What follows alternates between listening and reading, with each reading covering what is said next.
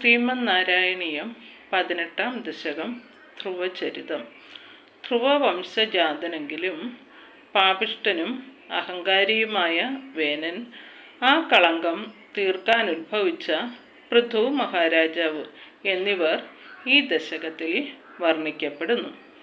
ജാതസ്യ ധ്രുവകുലയേവ തുംഗകീർത്തേരംഗസ്യ വ്യജനിസുതസ്സ വേന നാമ തദ്ദോഷ വിദിതമതിസ്വരാജവര്യ സ്തുൽപാദേ നിഹിതമനാവനം ഗതോഭൂത്. ധ്രുവവംശജനും പ്രതാപിയുമായ അങ്കൻ എന്ന രാജാവിന് വേനൻ എന്ന പേരിൽ അധാർമികനായ ഒരു പുത്രൻ ജനിച്ചു. വേനൻ്റെ കുചേഷ്ടിതങ്ങൾ കണ്ട് മനസ്സ് തകർന്ന ആ രാജവര്യൻ അങ്ങയുടെ പാദങ്ങൾ ധ്യാനിച്ച് തപസ് ചെയ്യുന്നതിനായി വനത്തിലേക്ക് പോയി.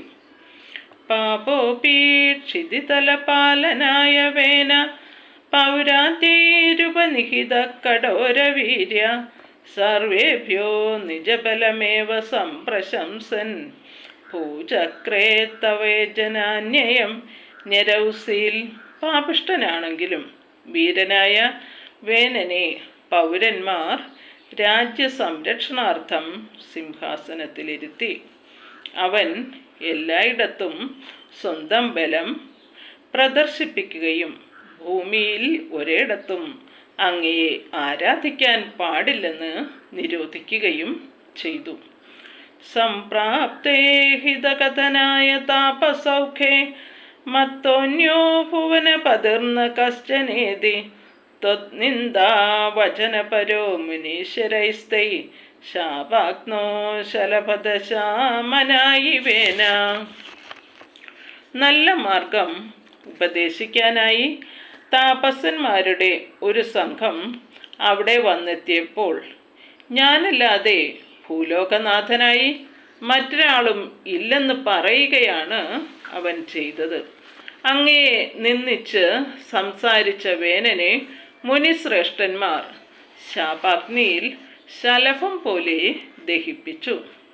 തന്നാശാൽ ഖലജനഭീരുകൈർമുനീന്ദ്രൈ തന്മാത്രാ ചിരപരിരക്ഷിതേ തദംഗേ ത്വത്യാഖേ പരിമതിതാദിധോരുദണ്ഡാത് ദോർദണ്ഡേ പരിമതിതേ ത്വമാവിരാസി. വേനൻ്റെ മാതാവ് ആ ശരീരം ചിരകാലം സൂക്ഷിച്ചു വെച്ചു.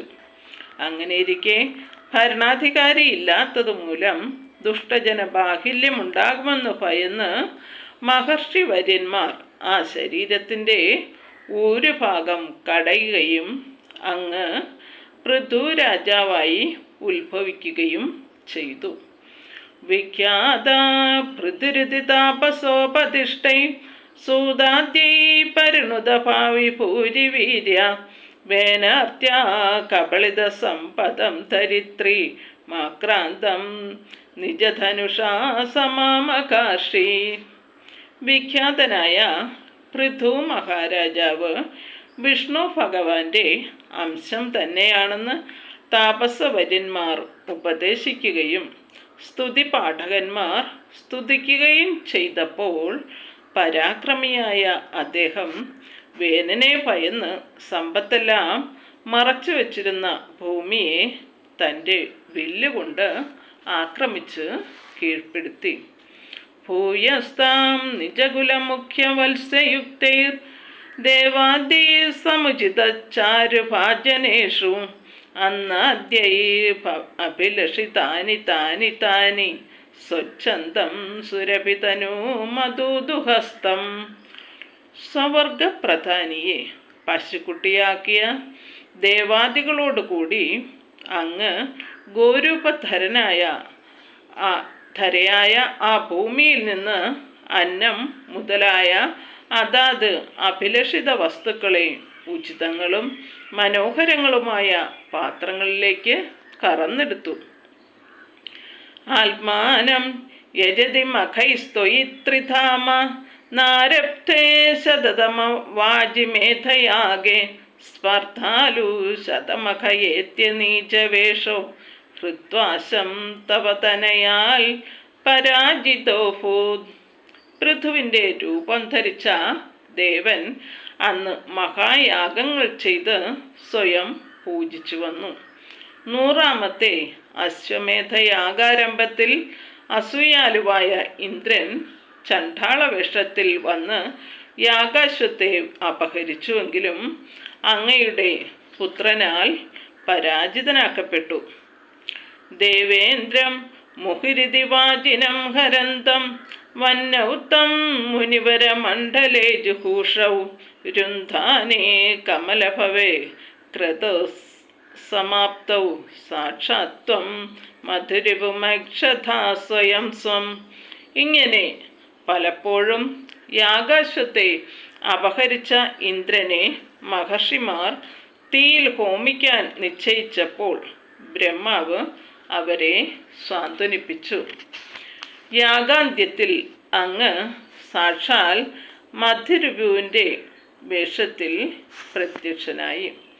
തദ്ദത്തം വരമുപലഭ്യ ഭക്തിമേകാം ഗംഗാന്തേ വിഹിതപദ കദാപി ദേവ സത്രസ്തം മുനിനിവഹം ഹിതാനിശംസ നക്ഷിഷ്ടാസനകമുഖാൻ മുനീൻ പുരസ്താൽ. ഭഗവാന്റെ വരപ്രസാദമായ ഭക്തി ഒന്നിനെ മാത്രം ആധാരമാക്കി ഹേ ദേവ, അങ്ങ് ഒരിക്കൽ ഗംഗാതീരത്തിലെത്തുകയും അവിടുത്തെ സത്രത്തിൽ വന്നിരിക്കുന്ന മുനിമാർക്ക് ധർമ്മോപദേശം നൽകുകയും ചെയ്തു. അപ്പോൾ അങ്ങയുടെ മുൻപിൽ സനകാദി യോഗികൾ ആവിർഭവിച്ചു. വിജ്ഞാനം സനകമുഖോദിതം ദധാന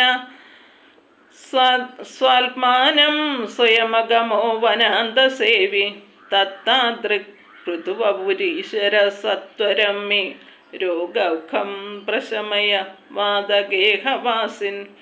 സനകൻ മുതലായ മഹർഷിമാർ അങ്ങയ്ക്ക് ബ്രഹ്മജ്ഞാനം ഉപദേശിച്ചു.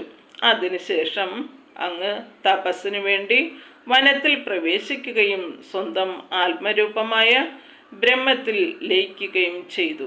ഇത്തരത്തിൽ അസാധാരണ പ്രഭാവങ്ങളോടെ പൃഥുരൂപധാരിയായ ഹേ ഗുരുവായൂരപ്പ, എൻ്റെ രോഗങ്ങളെ വേഗത്തിൽ ശമിപ്പിക്കണമേ. ശ്രീഹരേ നമഃ.